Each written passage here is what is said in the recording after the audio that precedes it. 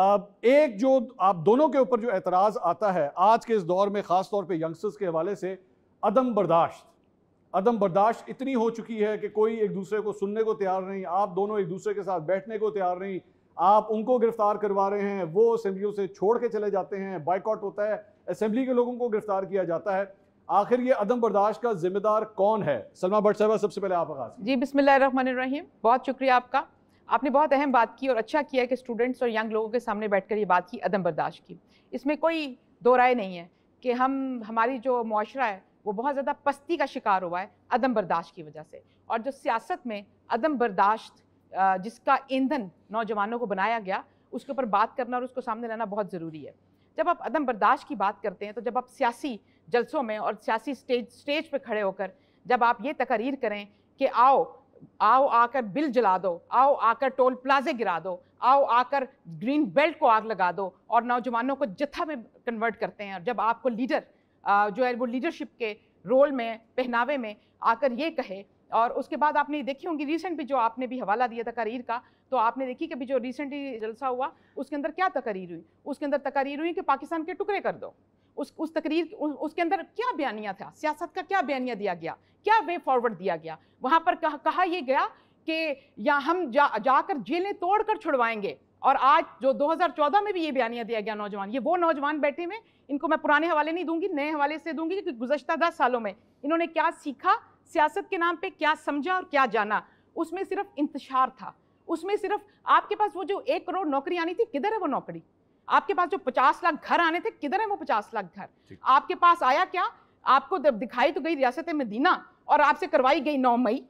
आपको बताया तो गया कि आपको जो है दुनिया में नाम दिया जाएगा, करप्शन से फ्री मेरिट का एक नया पाकिस्तान दिया जाएगा। तो उस नए पाकिस्तान में आपको मिला क्या? आपको सिखाया ये गया कि किस तरह सोशल मीडिया का इस्तेमाल कर गालियां देनी है, किस तरह पे अपने मुल्क के खिलाफ नेगेटिव प्रोपेगेंडे का हिस्सा बनना है।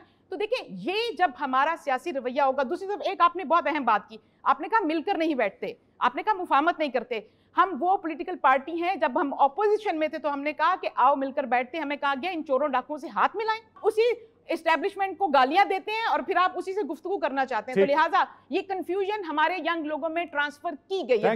Thank you. हाफिज फरीदाबाद साहब से क्वेश्चन, आपके ऊपर इतने इल्जामात की बुछाड़ हुई है, बताइए, इसका जवाब दीजिए। पहले तो मैं एक शेर में इनका जवाब दे दूं। इन अकल के अंधों को उल्टा नजर आता है, मजनू नजर आती है, लैला नजर आती है। जब आप किसी एक चीज़ पे भी बात कर लें, जत्थों पे बात करेंगे, तो इस मुल्क में रोज़े रोशन की तरह यहाँ है कि किसने नौजवानों को यूज़ करके सुप्रीम कोर्ट पे जत्थे के थ्रू हमला किया।